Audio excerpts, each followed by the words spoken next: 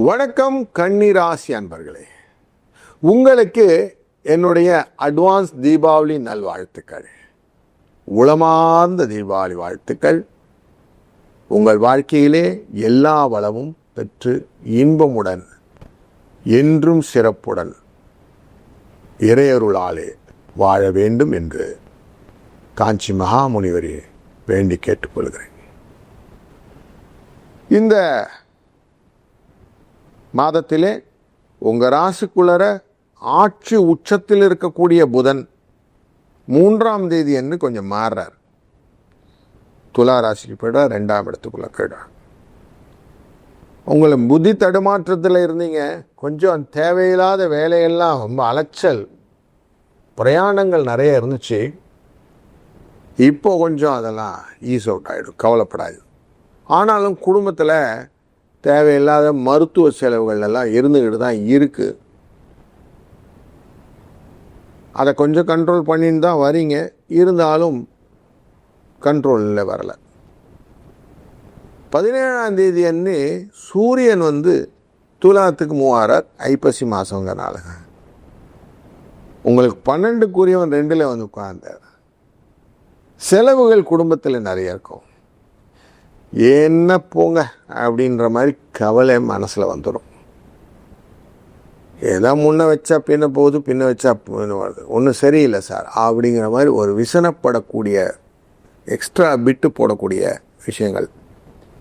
பிரச்சனைக்கு தெளிவான தீர்வு இல்லையே சார் அப்படிங்கிற ஒரு எண்ண ஓட்டங்களை கொடுக்கக்கூடியதாக அமைக்கக்கூடியது இந்த சூரியனின் 17ஆம் தேதி செய்யக்கூடிய இந்த மூமெண்ட். ஆனால் செலஸ்டியல் எப்பவுமே நல்லவர். ஒன்று கஷ்டப்படுத்தினா இன்னும் நல்லது கொடுக்கும்.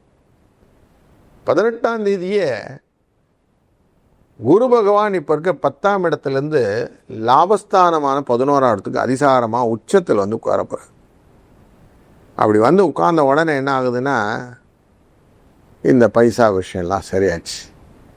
மனசில் இருந்த கஷ்டங்களுக்கெல்லாம் கொஞ்சம் நிவர்த்தி வந்துடும். ஏன்னா அவர் பார்க்கக்கூடியது விருச்சிக ராசியை பார்க்க போகிறாரு, மகர ராசியை பார்க்க போகிறாரு. அதே மாதிரி உங்களுடைய நேர் பார்வையில் இருக்க மீன ராசியும் பார்க்குறாரு. இப்போ அவருடைய பார்வை ரொம்ப முக்கியம் இல்லைங்களா? அப்போ பார்வை பலம் நல்லா இருந்துச்சுன்னா எப்படி இருக்கும்? சக்ஸஸ்.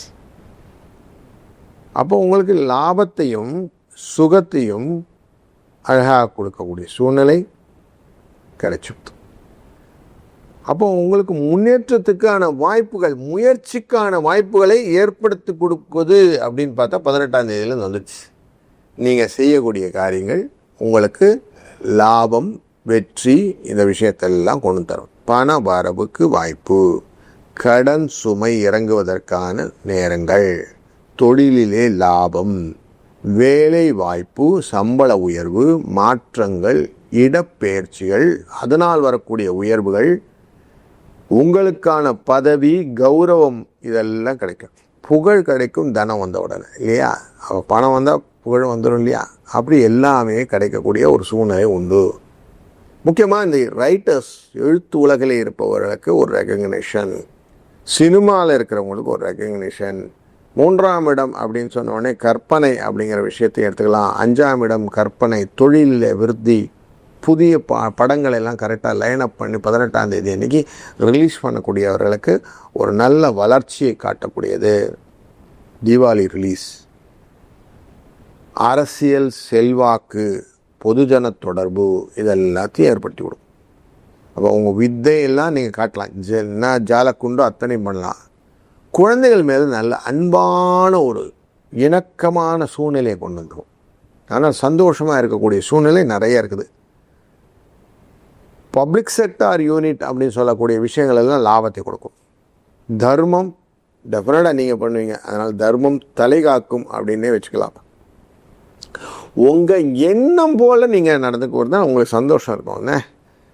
பாதி விஷயம் உங்களுக்கு எப்படின்னா, அடுத்தவன் சொல்கிறதெல்லாம் கேட்குறதில்ல, நமக்கு எப்படி தோணிச்சோ அப்படி தான் செய்வேன் அப்படிங்கிறது தான் உங்களுடைய ட்ரிக்கு. அது பிரகாரம் எல்லாத்தையும் செஞ்சிட்ருக்கிறீங்க. அதை கொஞ்சம் சனீஸ்வர பகவான் நேரடியாக பார்த்துக்கிட்டு இருந்தார். அப்பப்போ கொஞ்சம் மெதுவாக தான் நடக்குதுன்னு விசனம் இருந்துச்சு. இப்போ குருவின் பார்வையாலே இந்த எண்ணம் கொஞ்சம் மாறும். ஒரு 7ஆம் இடத்தை பார்க்குறார். அப்படிங்கிறதுனால கொஞ்சம் பரவாயில்ல, அந்யோன்யம் ஜாஸ்தியாகும். வீடு ரொம்ப சண்டை போட்டுக்கிட்டு இருந்தாங்க, கலத்தரத்தோட சண்டை, மண்டை உடையுது. இப்போது இந்த 18ஆம் தேதிக்கு அப்புறம் கொஞ்சம் ஈஸ் அவுட் ஆவாங்க, கவலைப்படாதீங்க. தொழிலில் என்ன பண்ணுறதுன்னே தெரில சார், தொழில் பண்ணணும்னு ஆசைப்பட்றேன், நானும் இந்த ஊரை விட்டு வேறு ஊருக்கு போய் பண்ணலாம், இந்த நாட்டை விட்டு அடுத்த நாட்டுக்கு போகலாம், இப்படி விசாக்கெல்லாம் உட்காந்துருக்கேன், அங்கே போகணுன்னு பார்க்குறேன், விசா கிடைக்க மாட்டேங்குது, இதை பண்ணணும்னு பார்க்குறேன், மூவ் ஆக மாட்டேங்குது, எதை பண்ணாலும் ஒரே கிளச்சாக இருக்குது அப்படின்னு சொல்கிறீங்க இல்லையா?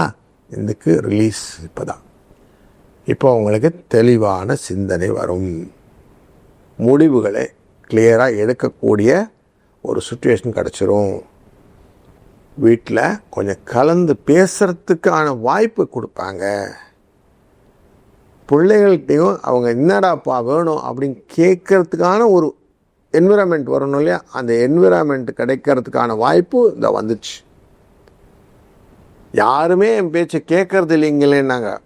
இப்போ 3ஆம் இடம்னு வந்தோன்னா இளைய சகோதரர் கேட்பார், ஏப்பா என்னப்பா பிரச்சனை? அங்கே 24ஆம் தேதி 27ஆம் தேதிக்கு நம்ம செவ்வாயும் புதனுமே வந்து உட்காந்துட்டாங்க. ஃப்ரெண்ட்ஸ் கேட்பாங்க, மூத்த சகோதரர் கேட்பார், இளைய சகோதரர் கேட்பார், எல்லோரும் உங்கள் என்னப்பா நடக்குதுன்னு கேள்வி வந்துடும். 6ஆம் இடத்தில் இருக்கக்கூடிய ராகு, அதே மாதிரி 12ஆம் இடத்துல கேது, இவங்க 2 பேருமே உங்களுக்கு என்ன வேணுமோ அதுக்கான வாய்ப்புகளை ஏற்படுத்தி கொடுப்பதற்கான, கடன் வழக்கு வம்புகளிலிருந்து விடுதலை செய்வதற்கான வாய்ப்புகளையும் ஏற்படுத்தி விடுவார்கள். ஏன்னா செவ்வாயின் பார்வை ராகு மேலே விழப்போது 24ஆம் தேதி மேலே. அதனால் எல்லாத்துக்கும் ஈஸ் அவுட் பண்ணி வந்துடும். ஓவர் நைட்டில் ஓரளவுக்கு ரிலாக்ஸாக போகலாம் அப்படிங்கிற எண்ணங்கள் வரும். எதிர்காலம் குறித்து உங்களுக்கு மனதிலே கவலைகள் தோன்றி மறையும் அப்படின்றது தான் இந்த மாதத்தினுடைய முக்கியமான ஒரு செய்தியாக மனதில் எடுத்துக்கணும். வாழ்க்கையில் முன்னேற்றங்கள் உண்டாகக்கூடிய ஒரு நல்ல மாதம் இது. அழகாக கேபிட்டலைஸ் பண்ணிக்கணும். இந்த மாதம் முழுவதுமே கீதையை உபதேசி கொடுத்த அந்த கிருஷ்ண பரமாத்மா மனதில் நினைத்து நீங்கள் செய்யக்கூடிய காரியங்கள் உங்களுக்கு தெளிவான முடிவெடுக்கும்போது உதவி செய்யும். அதனால் நல்லது நடக்கும், நல்லதே நடக்கட்டும். வாழ்க வளத்துடன்.